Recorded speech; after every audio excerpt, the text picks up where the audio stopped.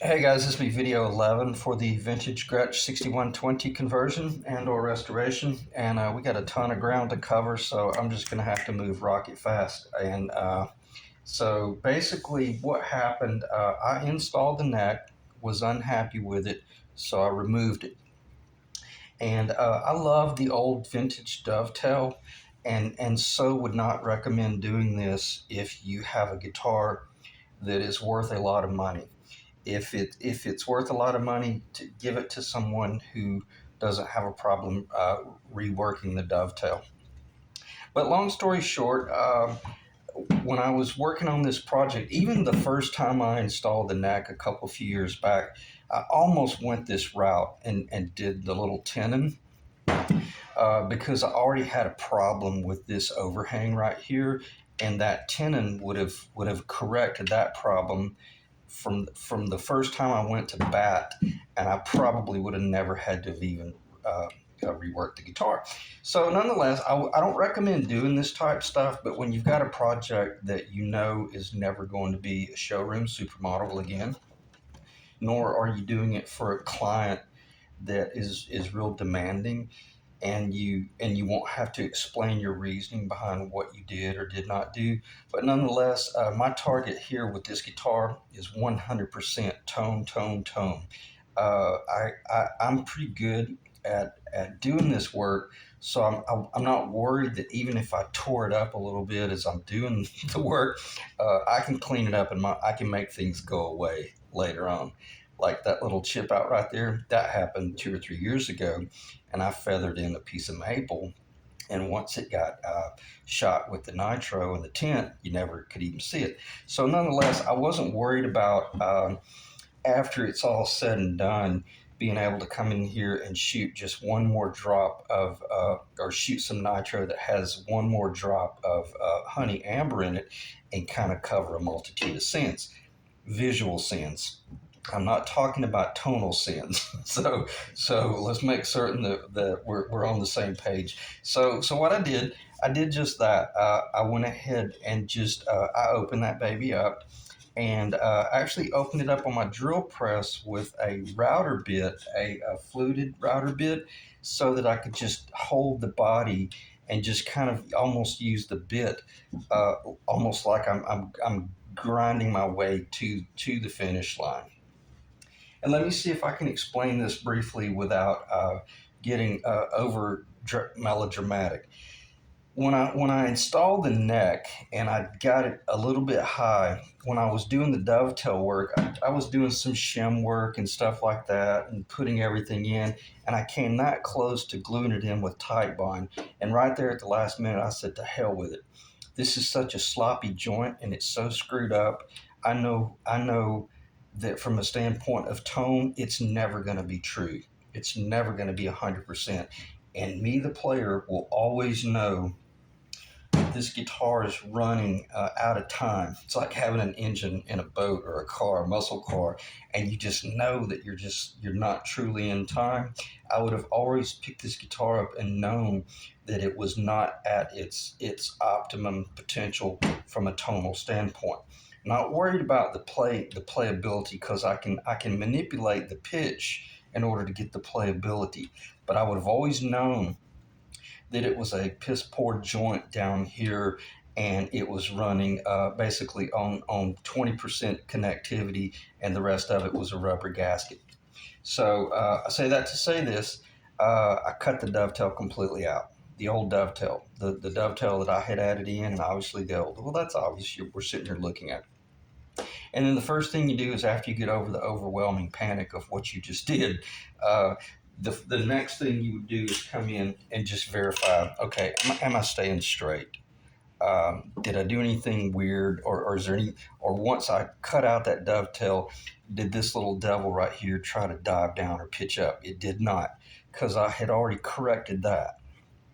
Again, when I was doing that correction a couple few years back, I should have just gone ahead and gone this route right here.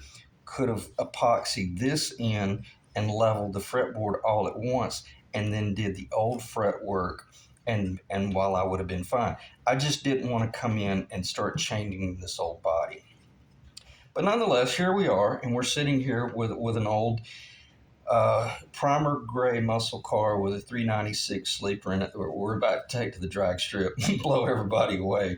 Because why? Because we know paint doesn't win races, and that's one of the reasons why I have the Ferrari sign flag hanging on my wall. Is because something Enzo said once. Horsepower sells cars, and torque wins races. And when I was building boats, it was all about boat engines. It was all about torque. When I was rebuilding marine engines, and I'll digress briefly, but then I'll come back full circle very quickly.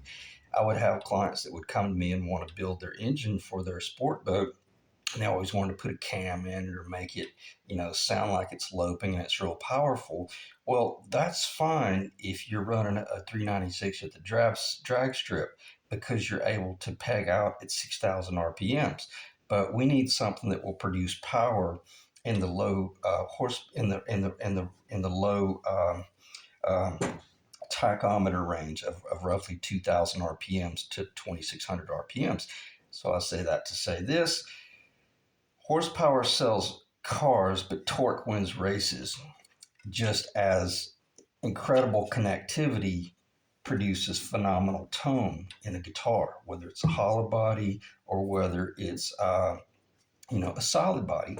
And Leo Fender proved that it doesn't have to be phenomenal. You bolt a nice neck. He could have bolted mahogany on a mahogany body, and it would have sounded incredible.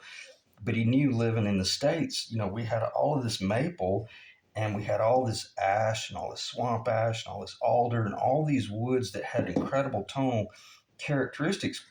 Well, he just realized, well, man, just pitch that thing according, or cut it right. He didn't even pitch it. It was just a flat joint, and he put it together with four screws and produced a phenomenal guitar. So on that note, also, this gives you the opportunity to realize, okay, this perimeter line out here will define the the XYZ. The whole, the like if you're flying an airplane, you're even then you're working on the XYZ axis of roll, bank, pitch, and yaw, and all that jazz. So when we're looking at our roll, and we're looking at our pitch, and we're looking at our yaw, it applies to a neck center line in this whole body. So how do you do that in an old body that everything is compound radius? And in other words, how do you come up here and fit this and make it perfectly true, and then run the risk of it being off just ever so slightly? Well, you know that you've got to glue this piece in, and you don't want to glue this. You want to epoxy this tenon in, and this tenon does go up into this. It's recessed up into this just ever so slightly, but it's recessed up in here almost an eighth of an inch. Not quite an eighth. It's pretty close to an eighth of an inch that it actually goes up into the heel. So once it's all epoxied in, man, it's as good as if it grew together. And this is not a digression as much as it also gives you the opportunity, if you're sitting there looking at that going, oh man, what a what piece of crap. Let me tell you a little bit of story about this piece of maple, and this is where I'm going with the reason we do these things. And the cool thing about this rock maple is it is a part of Rick's Les Paul that I restored and brought back to life, which I think Rick is calling that guitar Lazarus now. But nonetheless, uh, this was my dad's miter box when I was a kid. And this is the miter box that he taught me how to uh, cut crown mold on. And you can see where I was learning. I really butchered it pretty bad. I really didn't know what I was doing. But nonetheless, it things like this lend you the opportunity to take a piece of wood left over from your grandpa, or from your grandmother. Maybe your grandmother was a woodworker, or maybe your dad or your brother, your uncle, or someone who was a part of your life that is no longer with you. This lends you the opportunity, rather than just grabbing up a piece of scrap wood.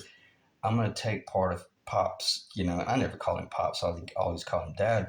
But I was able to take part of Dad's miter box that was left over, which I still got plenty left over to do other work, but it is now a part of my guitar that I will keep forever. This guitar is never going to be sold, but every time I strum a chord or do some chet finger picking or play my own stuff, I'll always know that that miter box is a part of my guitar.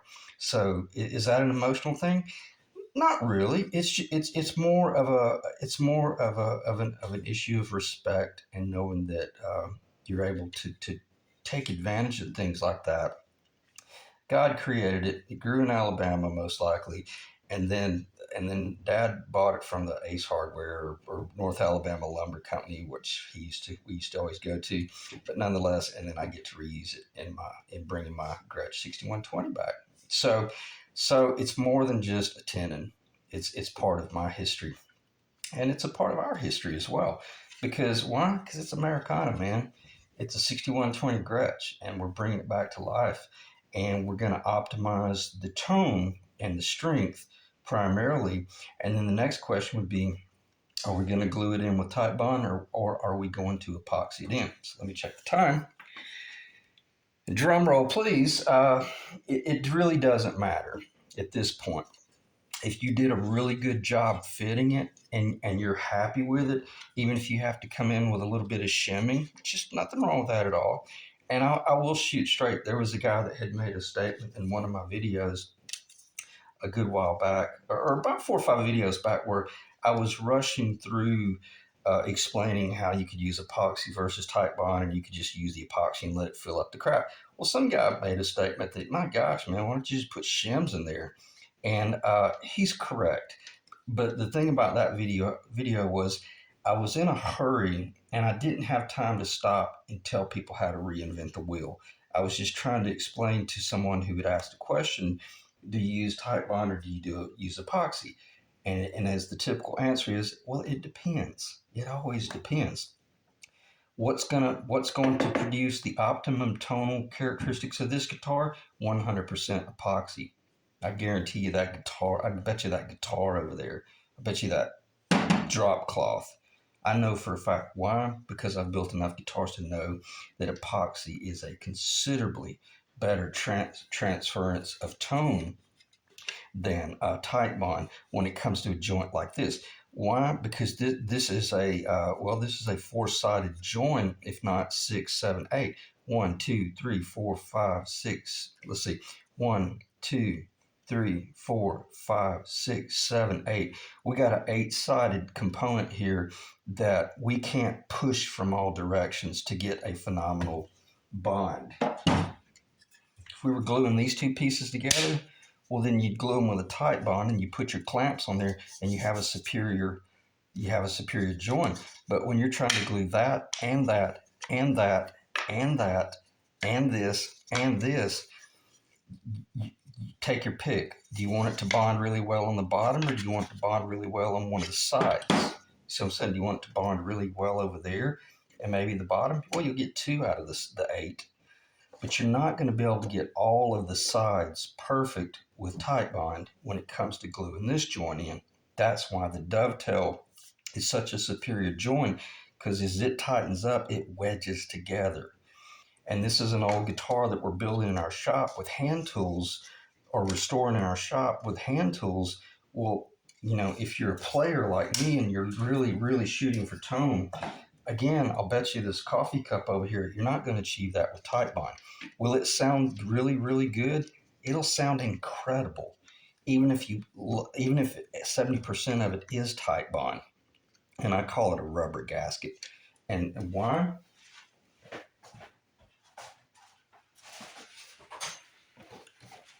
This is the very epoxy that I used when I was working on Rick's Les Paul. Okay, one of the first video series I did, or the very first video series for guitars, was mark my word, watch. I'm going to do a sample of this 1975-82 Gibson Les Paul where I glued it all back together with epoxy versus Tite Bond. Well, there's the Tite Bond. Okay, there's the Tite Bond on a piece of paper. Turn it into a basketball if we wanted to. That's a rubber gasket. Okay, now what is this? Listen. Damn, it's hard to break. I can't get it to break. It's so hard. Did you hear that? All right, that's epoxy. What does that mean? I got a feeling tone is going to transfer through a hard, brittle surface far better than it is a rubber gasket. Okay, end of story. How am I gonna glue this neck in? With epoxy. I'm gonna load it full. It's gonna be clean. It's gonna be a nice job, but this neck is going to be epoxied in here because we're going to find out just how incredible a 6120 can truly sound. Now, and you're thinking, there's no way in hell you'll ever be able to get it apart to rework on it. Well, I did 3 days ago because I epoxied it in and realized that, oh, you know what? My pitch was 4.5 degrees and I needed to be 4. I could have lived with it, but I just elected to take this saw and come in here, and I literally spent a total of about 7 hours, and my whole lower body, all my muscles are sore right now from just slowly sawing this neck off. So I cut the neck loose from the replacement dovetail and the old dovetail while it was epoxied on the body. Okay, so I've already done it once. Could I do it again? No, I'm not going to do it again. Why? Because I know that I've got it right now. But if this guitar took a tragic break and it ripped the headstock off or broke real bad, well, this neck has served its purpose. And if it broke up here, well, then you're going to cut the headstock off and rebuild it and do a stinger on it. You're probably not going to have to ever address this again anyway. So anyway, neither here nor there. I know for the most part, the purists would be going, that's not quality luthier work. Who gives a, you know what? Who cares? I didn't go to luthier school. That'll be my excuse. And pianos are for girls, okay? So that's a joke I have with a buddy up in Nashville. He's a great keyboard player, but anytime he aggravate me, I'd always tell him that pianos were for girls. But nonetheless, epoxy or not, real men use epoxy. Let's put it that way. But I love type bond in certain uses. But nonetheless, if this thing got broke really tragic, well, the neck is gone. I mean, if this thing broke right here and bent the truss rod, it's gone. You're not going to bring that back. And you'll be lucky if you can salvage the fretboard. At a minimum, at that point, that's where you're going to be coming in with a sawzall with a bimetal blade on it, and you're going to be going bzzz, and you're going to be buzzing that off, and it'll leave this growth of wood on here that then you'll come in and you'll chisel and break off, and then you'll set a routing jig up there, and then you'll route it all out and rebuild it, and possibly glue epoxy a real nice block in. And the Benedetto types of the world could then put it on their precise jig and do a dovetail. And then have Master Luthier build a neck for you. And maybe you didn't lose that, and you could transfer that headstock over to your new neck that you had built by someone that maybe this is bird's eye maple with a 3-ply, blah, blah, blah, blah, blah, and it's really pretty. And, and then you have it put back together. Especially if it's a guitar like an L5 or L7, or if it's a $20,000, $30,000 guitar, you're not going to have a problem spending $3,000 to $5,000 having the neck rebuilt and reworked. Okay, people do it every day. Is that going to happen with this guitar? No, because I'm never going to drop this guitar. That I can guarantee. Why? Because I run Shalers, and I don't let people play my guitars. And why? And let me check the time. 19 minutes. Going to end it fairly quickly here, and I'll tell you why I don't let people use my guitars anymore. One of my first jazz guitars that I built that I was insanely happy with. I truly felt like I had crossed that threshold. Well, my next door neighbor, when I was living up in Franklin, Tennessee, my next door neighbor was a Christian musician and a wonderful guy. I loved his family, just beautiful little girl. She was so sweet. They were just wonderful people. He was going in the studio to record his album, and some Christian album. And he asked if he could borrow my jazz guitar. And man, I didn't want to do it. But I thought, man, that's not the brotherly thing to do. So I was like, yeah, sure, that's cool. That's no problem. Just be real careful with it. And then next thing you know, he wanted to borrow my Fender Blues DeVille. And I let him borrow my DeVille. And he wanted to borrow my pedal board and all my vintage Boss pedals. That's fine. Basically, I let him just take all of my gear. Well, when he came back, it was weird. I could tell something was up, but nonetheless, and he didn't even tell me. He was so scared. But while they were in the studio, they dropped my jazz guitar, and it burst the bottom down here. And I had to sell that guitar for like $1,200. Even though it was fine and it was all repaired, no one wants a repaired guitar. So I learned my lesson, and he never told me, and I never said anything back to him. But I always knew that he knew that I knew that he knew that I knew. And after that, I realized you gotta protect the things that are important to you. And there's nothing wrong with telling people no, that's not cool. If you want to use a $10,000 jazz guitar, well, then you need to rent one. So, nonetheless, neither here. I learned my lesson, and uh, could I see that guitar the way it broke? It couldn't be repaired, but because it was just going to show. There was just no way to like cut out a spot right there. But when you're working on these 6120s, like the Gretsch, 1957 Gretsch, it was broken out real bad. It was so bad that I actually was reaching up in there with little saws and drills and whatnot. I cut the internal block, the neck block out of the body of that guitar in pieces, and then cut this open here and was able to slide in the new block and then feather in the laminate on the side and feather it in and shoot it with nitro. And I could see it, but for the most part, most people didn't even know it was done. You can rebuild corners like this. You drop it and you burst that real bad right there. It's pretty much game over. You don't. There's certain areas that you just can't rebuild, and this is one that you can rebuild, and you can cut it off again and again and again. Again, I want this to be the last time I ever see my dad's miter box, because I don't want to see it. I want to see it over there, but I don't want to see that again. So neither here nor there. I made an executive decision to epoxy this baby back together, and the next time you see it, it will be just that. And because this is perfectly in line. And it is going to have a little two little shims up in there, but it's basically perfectly in line. It's going to be nice over here. I'm not able to clamp it, but it's an excellent joint right there. I got the joint on the top, and if it cuts off my audio, I'll just let it end. I can't hold the guitar, but nonetheless, it's good. It's good all the way around. But most importantly, even more importantly than this visual joint, I could care less about that visual joint. I could care less if it was gapping. Yeah, let me back up. That's not true, because I kept working and kept working and kept working. But I'm not going to sacrifice the pitch in order to get a perfect fit here. If I achieve a perfect pitch and all that jazz, but I still got a little bit to do here, I'm going to let it go. I'm going to let the epoxy fill it in. I'm going to shoot it with the nitro or even the tight bond at that point. And I'm going to shoot it with nitro. But nonetheless, I will have there's my treble side shim. And when you put a T on it, I always know that goes up and that goes towards the headstock. And look at that, there's a B. So I know that those will fit on either side like that, and it'll be perfect once it's epoxied in.